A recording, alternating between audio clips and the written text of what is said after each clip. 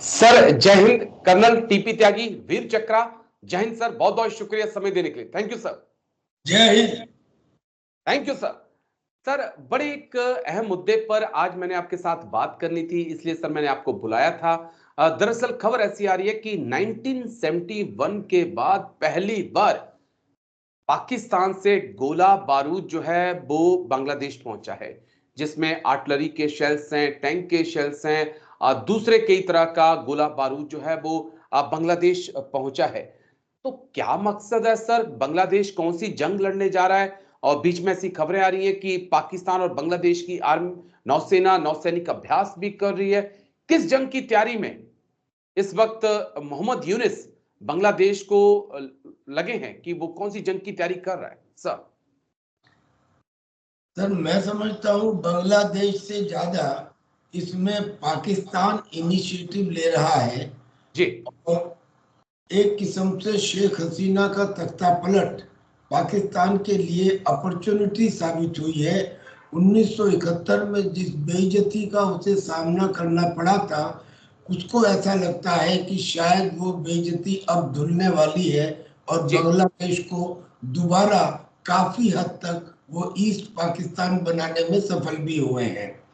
बांग्लादेश की स्थिति ये है कि जो वहां पे मोहम्मद यूनुस हैं, उन मोहम्मद यूनुस को एक अच्छे व्यक्ति कह सकते हैं कुछ हद तक, क्योंकि उन्होंने बांग्लादेश में रूरल एरिया के अंदर करीब करीब 18 लाख घरों के अंदर सोलर पैनल्स लगवाए, करीब 1 करोड़ महिलाओं को इनकम जनरेटिंग लोन्स दिलवाए, बहुत सौ लाखों लोगों को मोबाइल फोन दिलवाए, जिसकी वजह से और शेख हसीना की वजह से बांग्लादेश की जो इकोनॉमिक हालत थी वो पाकिस्तान से कई गुना ज्यादा बेहतर हो गई।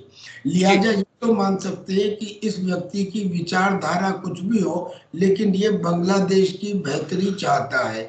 अब मजबूरी ये है कि इसकी जो कैबिनेट है, उस कैबिनेट में 2/3 मेजोरिटी यानी कि 15 लोग जो हैं वो या तो जमाते इस्लामी के हैं या जमातुल मुजाहिदीन के हैं या अंसार अल बंगला के हैं, और इसलिए वो अपने खुद इंडिपेंडेंट डिसीजंस नहीं लेना चाहते हैं।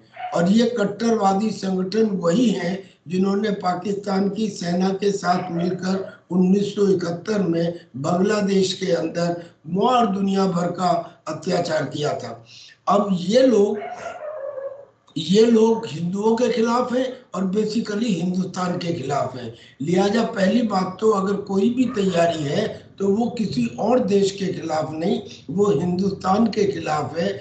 और पाकिस्तान ने अब इनको थोड़े बहुत नहीं, जानकारी के मुताबिक 40,000 से ज्यादा शेल्स भेजे हैं, आर्टिलरी शेल्स भेजे हैं, टैंक के गोले भेजे हैं। पाकिस्तान और बांग्लादेश क्या आवश्यकता पड़ गई इस समय, लेकिन वो एक नेवल वॉर एक्सरसाइज भी कर रहे हैं। ऐसी स्थिति में कुछ चीजें समझने वाली ये है कि जो डोनाल्ड ट्रंप का इलेक्शन हुआ अमेरिका में, वो यूनुस के खिलाफ है, वो यूनुस के खिलाफ है, वो आतंकवाद के खिलाफ है। हमने उनका रुख देखा जब वो पहली ट्रंप में थे तो उन्होंने पाकिस्तान के आतंकी रवैये को देखते हुए उनकी मदद बंद कर दी थी। उन्होंने ईरान के ऊपर भी प्रतिबंध लगा दिए थे। वो इजराइल से भी कह रहे हैं कि आप ईरान और इसके जो आतंकी प्रॉक्सीज हैं उनको खत्म कर दो, ईरान का न्यूक्लियर सिस्टम खत्म कर दो। यानी कि वो आतंक के खिलाफ है, इसलिए यूनुस के खिलाफ है। लेकिन एक षड्यंत्र था, जिस षड्यंत्र के अंतर्गत शेख हसीना का तख्ता पलट हुआ, और वो षड्यंत्र ये था कि अमेरिका की डीप स्टेट ये चाहती थी कि हिंदुस्तान का मिजोरम और मणिपुर का कुकी क्षेत्र वाला कुछ हिस्सा प्लस बांग्लादेश का चिटागांव वाला हिस्सा और म्यांमार का एक डिविजनल एरिया, ये तीनों को मिला के एक क्रिश्चियन देश बनाया जाए, और जिसका नाम उन्होंने रखा था जोगम। और इस बात की पूर्ति यहाँ से होती है कि जब हमारे ही हिंदुस्तान के मिजोरम के चीफ मिनिस्टर अमेरिका में जाते हैं और वो ये कहते हैं कि हम क्रिश्चियंस को तीन देशों की सरकारों की गुलामी करनी पड़ रही है। ऐसा नहीं होना चाहिए। यानी कि ये षड्यंत्र था, जिसके लिए एक आइलैंड बे ऑफ बंगाल में देने के लिए शेख हसीना ने मना की। अब लगता ये है कि डोनाल्ड ट्रंप बेशक यूनिस के खिलाफ हो, लेकिन चूंकि उनका लक्ष्य है अमेरिका फर्स्ट, अमेरिका फर्स्ट, लिहाजा वो डीप स्टेट की ये जो प्लानिंग है इसके खिलाफ नहीं हो सकते। और इसलिए ये हिंदुस्तान के लिए भी ये खतरा है। और मैं तो समझता हूँ ये बांग्लादेश और पाकिस्तान के लिए भी, और समझें या ना समझें, उनके लिए भी खतरा होगा। क्योंकि अगर अमेरिका यहाँ पे आता है, और उस अमेरिका के साथ में मजे की बात ये है कि इस मामले में चीन भी साथ में है। जब ये हटाया गया था शेख हसीना को, तो चाइना चाहता था कि बांग्लादेश की जो तीस्ता नदी है उसमें जो सफाई का काम है उसका ठेका उसे दिया जाए, लेकिन उन्होंने नहीं दिया।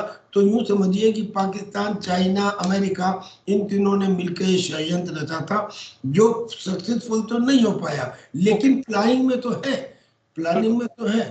तो ये गोला बारूद का आना, नेवल एक्सरसाइज होना, ये हिंदुस्तान के लिए शुभ संकेत नहीं है।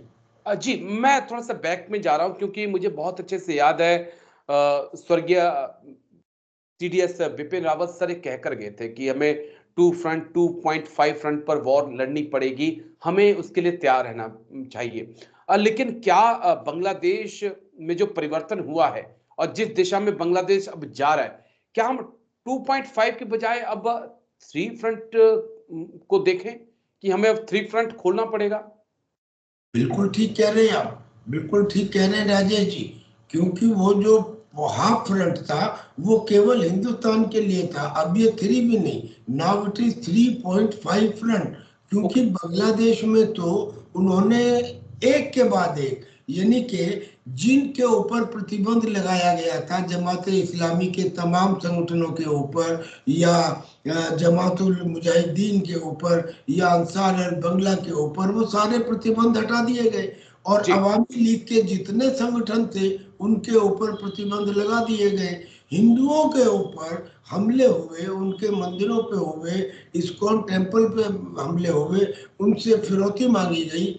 और अब स्थिति यहाँ आ गई कि वहाँ के अटॉर्नी जनरल कहते हैं कि हम, क्योंकि 90% यहाँ पे मुसलमान हैं, लिहाजा अब हमें सेक्युलर रहने की जरूरत नहीं है, अब हम इसे इस्लामिक देश करना चाहते हैं। ये करेक्टर रहा है बांग्लादेश का। जब बांग्लादेश बना था तो सेकुलर था, लेकिन 1980 में इसे इस्लामिक डिक्लेयर कर दिया गया। मगर फिर 2010 में हाई कोर्ट के एक डिसीजन ने सेकुलरिज्म का प्रिंसिपल अपहेल्ड किया, और अब वो फिर इसे इस्लामिक देश बनाना चाहते हैं। यानी कि बचे हुए हिंदुओं की स्थिति और ज्यादा वहां पर खराब होने वाली है। पहले ही करीब 23% से घट के आज वो 8% रह गए हैं। कुछ दिनों पहले 8 थे, आज शायद 6% ही रह गए हो। तो ये बिल्कुल, आप बिल्कुल सही कह रहे हैं कि बांग्लादेश के अंदर एक पूरा टोटल फ्रंट नजर आ रहा है। क्योंकि जो उनके कट्टरवादी संगठन है वो तो खड़े होकर सीधे बोलते हैं कि हमें हिंदुस्तान से बदला लेना है, काफिर है। इतना ही नहीं, वो ये कहते हैं हिंदुस्तान को इस्लामिक देश बनाना है। बांग्लादेश से ये आवाज आती है कि हिंदुस्तान को इस्लामिक देश बनाना है, तो हम इसे आधा फ्रंट नहीं, हम इसे फुल फ्रंट मानते हैं। तो अब बांग्लादेश, पाकिस्तान और चाइना, ये 3 फ्रंट और प्लस आधा फ्रंट जो हमारे हिंदुस्तान में बैठा है वो, यानी कि ये 3 पॉइंट फ्रंट है। लेकिन बांग्लादेश से 2-3 आवाजें और उठी सर। हाल ही में हमने एक बांग्लादेश से नेता हैं, वो कह रहे थे कि हमें तो पाकिस्तान से परमाणु हथियार लेने चाहिए ताकि हिंदुस्तान हमारी तरफ तीखी नजर से ना देख सके। फिर कुछ जमात इस्लामी के लोग कह रहे हैं कि भारत के चिकन नेक को हमें काटने पर सोचना चाहिए। एक तरफ से चाइना आएगा, दूसरी तरफ से हम जाएंगे, चिकन नेक को काट देंगे, भारत के नॉर्थ ईस्ट इंडिया को अलग कर देंगे। तो क्या यहाँ पर हमें अब वो वक्त आ चुका है कि इंतजार करने की बजाय हमें अब एक्शन मोड में आना होगा? जिस प्रकार से हम अमेरिका में देखते हैं, जिस प्रकार से हम इजराइल को देखते हैं कि खतरा जहां से महसूस होता है, उस खतरे को आने से पहले निपटा दिया जाता है। बिल्कुल सही कहा आपने, हमें इजराइल का अनुसरण करना चाहिए। वेस्ट एशिया के अंदर सबसे ज्यादा आतंकवाद है, और वेस्ट एशिया में एक एंड के ऊपर इजराइल और दूसरे एंड पर भारत है। हम दोनों की एक जैसी समस्याएं हैं आतंकवाद की। जिस तरह से इजराइल जूझता है आतंकवाद से, जो आज पूरी दुनिया के लिए आतंकवाद की लड़ाई लड़ रहा है, हमें भी लड़नी चाहिए। और लड़ाई लड़ेंगे, देख लेंगे ऐसे नहीं सर। मेरे घर पे अगर आग लग जाए तो मैं कानून की संधियों को और नियमों का पालन नहीं करता, मैं उसे तुरंत बुझाने का काम करता हूं। इजराइल ने अगर 7 अक्टूबर को उस पर हमला हुआ तो उसने 15 दिन इंतजार नहीं किया, उसने तुरंत एक्शन लेना शुरू किया। हमें इस बारे में अब सोचने की जरूरत है, और बुद्धिमत्ता इसी में है कि आने वाले खतरे को पहले से भांप लिया जाए। हिंदुस्तान को इस समय पहला एक्शन तो ये लेना चाहिए, दिखाने के लिए और मैसेज पहुंचाने के लिए कि मिजोरम के जिस चीफ मिनिस्टर ने देश को तोड़ने की बात कही है, उस मिजोरम के अंदर तुरंत प्रेसिडेंट रूल लागू किया जाना चाहिए। इसके लिए कॉन्स्टिट्यूशनल कोई अमेंडमेंट की आवश्यकता नहीं है, 356 ऑलरेडी एग्जिस्ट करता है। दूसरा एक्शन हमें ये लेना चाहिए कि हम बांग्लादेश में यूनिट सरकार को सीधे सीधे एक संदेश दे दें, that now onwards no more tolerance. ये जो सहनशीलता है, ये हमारे हिंदुस्तान का कैरेक्टर है, और मैं इस कैरेक्टर को इस तरह से कहता हूँ कि ये व्यक्तिगत चरित्र का हिस्सा है सर। हमारे घर के अंदर, परिवार के अंदर सहनशीलता होनी चाहिए, लेकिन राष्ट्र के मामले में अगर हमको कुछ असुरक्षा दिखाई दे रही है तो सहनशीलता 0 होनी चाहिए। मैं बार बार कहता हूं कि पृथ्वीराज चौहान को कोई हक नहीं था कि वो पहली बार में मोहम्मद गौरी को माफ कर दे। ना किया होता माफ तो आज हिंदुस्तान का इतिहास दूसरा होता। तो जो राष्ट्र के नायक हैं वो सहनशीलता राष्ट्र की सुरक्षा के मामले में 0 रखें और एक्शन लें, और तुरंत एक्शन लें और इफेक्टिव एक्शन लें। जी सर, बस एक दो पॉइंट और है सर जो मैं आपसे समझना चाहूंगा। नॉर्थ ईस्ट को लेकर मिजोरम की बात आपने की, बिल्कुल सीएम के ऊपर कार्रवाई होनी चाहिए, लेकिन जिस प्रकार से हम देख रहे हैं मणिपुर के हालात लगातार एक बार फिर बिगड़ने लगे हैं, फिर हिंसा होना शुरू हो चुकी है। 2 से 3 हजार और लोगों को, सीआरपीएफ के लोगों को वहां पर रवाना किया गया है। असम राइफल एक बड़ी महत्वपूर्ण भूमिका वहां पर निभा रही है, लेकिन इस बीच एनएससीएन नागालैंड से खबर आ रही है कि वो कह रहे हैं कि हम भी हिंदुस्तान के साथ अपने सीज फायर को तोड़ना चाहेंगे, क्योंकि केंद्र सरकार जो है वो जो सीज फायर था उसको सही से लागू नहीं कर रही है। जो तो कैसे हम अब जो नॉर्थ ईस्ट के हालात बन रहे हैं उनको देख सकते हैं? क्या कोई बाहरी ताकत बड़ा खेल खेलने के चक्कर में है? क्या एक बार फिर से नॉर्थ ईस्ट जो है बॉयल करना चाहता है कोई, जिस प्रकार से 2090 के दशक में था? सर देखिए, ये चेन शुरू होती है फिर दोबारा चाइना से। बर्मा के अंदर यानी कि म्यांमार के अंदर उस लेडी की सरकार थी, उसको तख्ता पलट करा के इसलिए बनाया गया फौजी जनरल को, क्योंकि चीन को उसके बेल्ट एंड रोड इनिशिएटिव के प्रोजेक्ट को लगाने के लिए उस लेडी ने मना कर दिया था, और इन्होंने हाँ किया। और चाइना ने इनके थ्रू जो म्यांमार से लोग हैं, जो कि बॉर्डर खुला हुआ है मणिपुर का, तो म्यांमार के घुसपैठिए मुसलमान आए हैं कुकी क्षेत्र में। अब जो मणिपुर है वो एक वैली है और चारों तरफ पहाड़ है।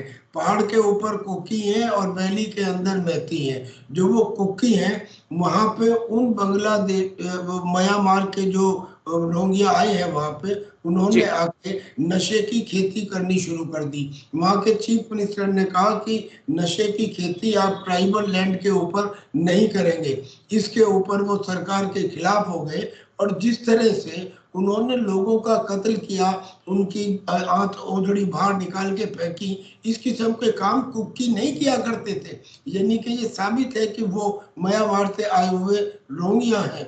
अब उन रोहिंग्यों ने उस जमीन को अख्तियार करके वहां पे नशे की खेती करके ये प्रॉब्लम खड़ी की है, और उनको सपोर्ट करने वाले हिंदुस्तान के अंदर लोग बैठे हैं।